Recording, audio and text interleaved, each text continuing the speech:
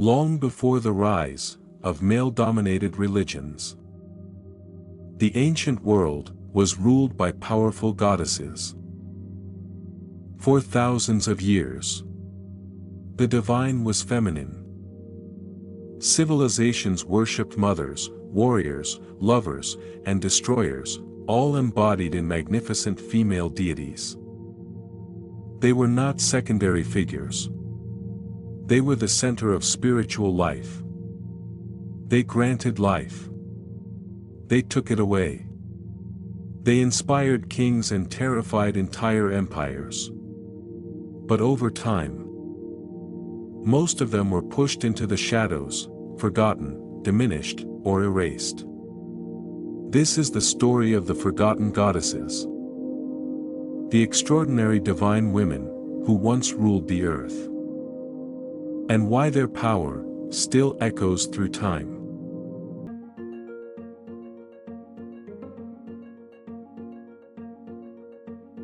While most people today associate ancient religion with male gods like Zeus, Odin, or Amun-Ra, this is only part of the story. For thousands of years, across many civilizations, the most revered and powerful deities were actually goddesses. They were not simply goddesses of love or goddesses of fertility as we often simplify them today. They were complex, multifaceted beings who embodied creation and destruction, wisdom and chaos, life and death. They inspired kings, influenced wars, protected cities, and shaped moral codes. Their cults were among the most widespread and enduring in the ancient world. Yet remarkably, many of these once mighty goddesses have been pushed to the margins of history. Their temples fell into ruin. Their stories were rewritten or forgotten. And their immense power was gradually overshadowed.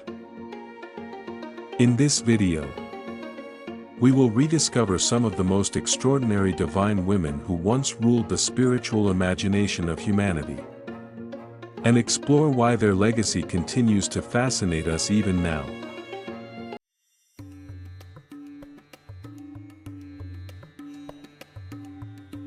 No civilization in history elevated goddesses to such heights as ancient Egypt. For more than 3,000 years, the divine feminine was not just important, it was foundational to their entire understanding of the universe.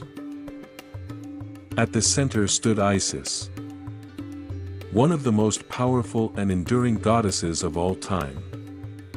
According to legend, after her husband Osiris was murdered and dismembered by his jealous brother Set, Isis searched the world for his scattered body parts, pieced him back together, and used powerful magic to bring him back to life.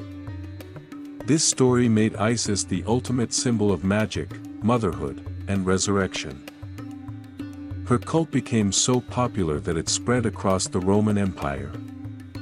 And some scholars believe elements of her story later influenced early Christian imagery of the Virgin Mary. Alongside her was Hathor, the golden goddess of love, music, dance, beauty, and childbirth. Her temples hosted magnificent festivals filled with music and celebration.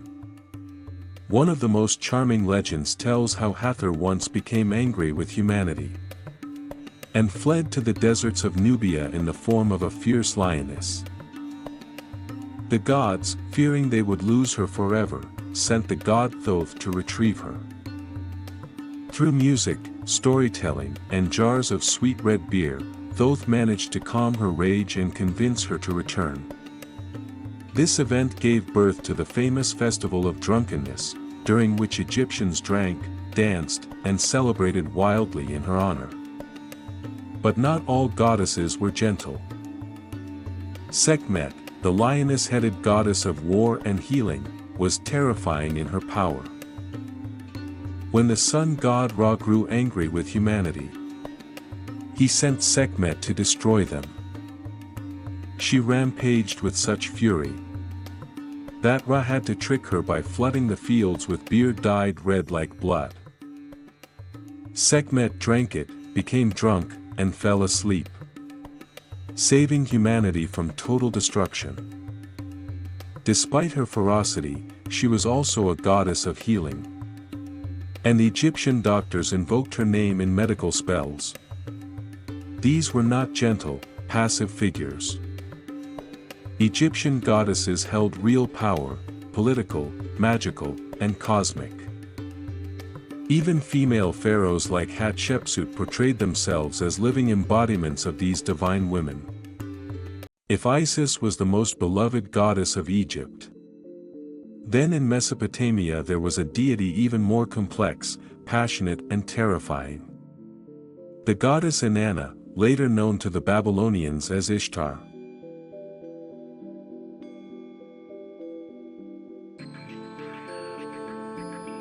Inanna was not a gentle mother goddess. She was the queen of heaven, the goddess of love, sex, beauty, fertility, and brutal war. She embodied the full spectrum of human desire and power. Ancient hymns describe her as beautiful beyond measure, yet also ruthless and unpredictable. One of the most powerful and disturbing stories in ancient literature is the descent of Inanna into the underworld. Inanna decides to visit her sister Ereshkigal, queen of the dead. To enter the underworld she must pass through 7 gates, at each of which she is forced to remove an item of clothing and power. When she finally arrives, she is naked and powerless. Her sister kills her and hangs her corpse on a hook. 3 days later, with the help of other gods, Inanna is resurrected. But to leave the underworld, she must provide a substitute. She chooses her own husband, Dumuzi, who had not mourned her death. This myth is one of the oldest written stories in human history, and powerfully explores themes of death, rebirth, power, and sacrifice. Inanna was so influential that kings of Sumer and Akkad proudly called themselves beloved of Inanna, and sought her blessing before going to war. She was worshipped with ecstatic rituals that included sacred prostitution and wild celebrations. While Egypt and Mesopotamia had powerful goddesses, nowhere did the divine feminine retain such raw, terrifying, and respected power as in ancient India.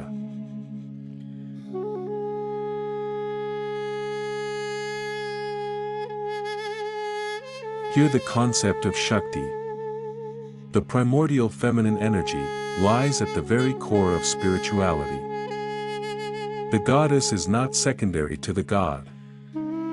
She is the power behind him. The most striking embodiment of this force is Kali, the dark goddess of time, destruction and transformation, depicted with dark skin, a necklace of human skulls, and a skirt of severed arms. She dances on the battlefield, her tongue out in ecstasy. According to legend, once she began destroying demons, her bloodlust became so great that she threatened to destroy the entire world. To stop her, her husband Shiva lay down in her path. When Kali stepped on him, she realized what she had done, and in shame, stuck out her tongue. Another formidable goddess is Durga, the warrior mother who rides a lion or tiger. When the gods could not defeat the demon Mahishasura, they combined all their powers and created Durga. She fought for 9 days and 9 nights, finally slaying the demon with her trident. This victory is still celebrated every year during the festival of Navratri. In India, unlike in many other ancient cultures, The goddess never fully lost her supreme status. Even today, millions worship her in her many forms. From the gentle Parvati to the fearsome Kali. Egypt and India were not the only civilizations where goddesses held immense power. Across the ancient world, from the cold lands of the north to the jungles of Mesoamerica, female deities played central roles in mythology and worship.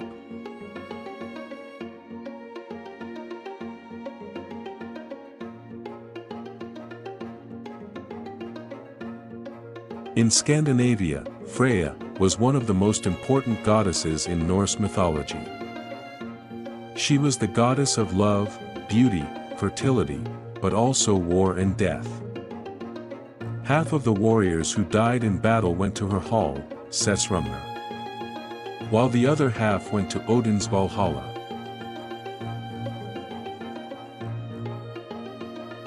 Freyja owned a magical cloak of falcon feathers that allowed her to fly. And she was known for her independence and strong will. One of the most famous stories tells how the giant Thrym stole Thor's hammer Mjolnir and demanded Freyja as his bride in exchange. Freyja was furious and refused. In the end, Thor himself had to dress as Freyja to retrieve his hammer, leading to one of the funniest moments in Norse mythology. In the Celtic lands of Ireland and Britain, Brigid, or Bride, was revered as a triple goddess of poetry, healing, and smithcraft. She was associated with sacred fire, springs, and protection. According to legend, when Brigid was born, a great flame rose from her head into the sky, and the house where she was born shone with divine light. Her worship was so deeply rooted that after Christianity arrived, she was converted into Saint Brigid. And many of her traditions, such as the perpetual flame and Imbolc festival, survived into the Christian era. Even in ancient Greece, despite the dominance of male gods like Zeus, powerful goddesses like Athena, goddess of wisdom and strategic war, and Artemis, goddess of the hunt and wilderness, held enormous respect in dedicated temples. Athena famously won patronage over the city of Athens by gifting the olive tree to its people, beating Poseidon, who offered only a saltwater spring. And far across the ocean, the Aztecs worshipped Coatlicue, the earth goddess and mother of gods, often depicted with a skirt of writhing snakes and a necklace of human hearts and skulls. She represented both the nurturing force of life and the terrifying power of death and rebirth.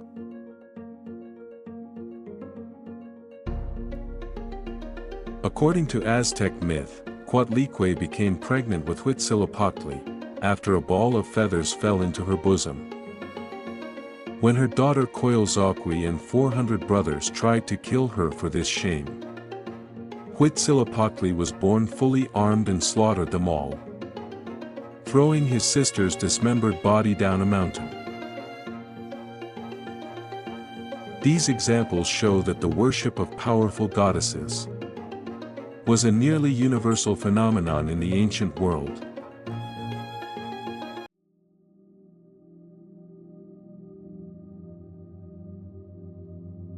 So why did the age of the great goddesses eventually come to an end? As human societies became more patriarchal, with men dominating warfare, politics, and inheritance, the religious landscape slowly shifted. Male gods associated with conquest, order, and authority gradually rose in prominence. The arrival of monotheistic religions accelerated this change dramatically.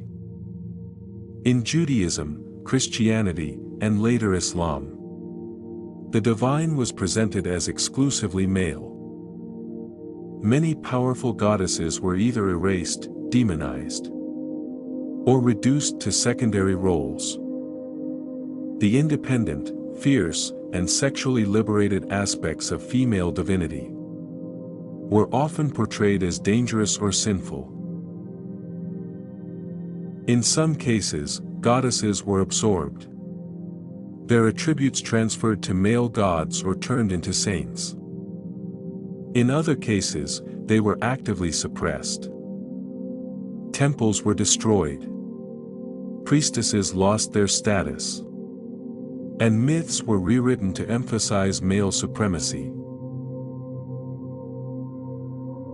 Yet the feminine divine never truly disappeared. It survived in folklore, in hidden traditions, and in the subconscious of cultures. Today, we are witnessing a renewed interest in these ancient goddesses as symbols of female power, balance, and spiritual independence.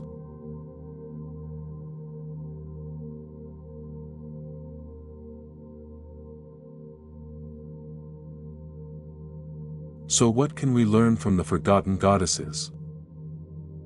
For thousands of years, humanity saw the divine not only as a distant father, but also as a powerful mother, fierce, nurturing, creative, and sometimes terrifying.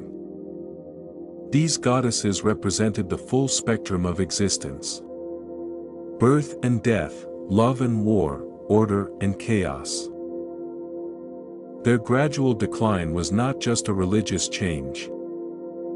It reflected deep shifts in society, the rise of patriarchal structures, centralized power, and eventually monotheistic religions that emphasized a single male god.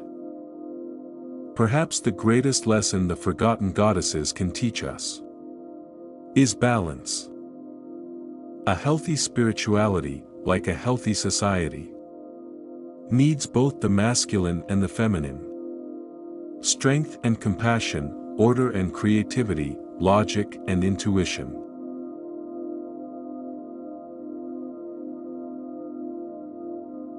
After all, the earth was not always ruled only by gods. Once, long ago, goddesses ruled it too. If you enjoyed this journey into the world of ancient goddesses, please support the channel by liking this video, subscribing, and turning on notifications. It really helps us continue creating deep historical content. In the next video, we will explore a fascinating question. Why did entire nations suddenly abandon their old gods and convert to new religions? From the Vikings to the peoples of Africa and Asia, the stories of mass religious transformation are often dramatic, political, and deeply human. See you in the next one.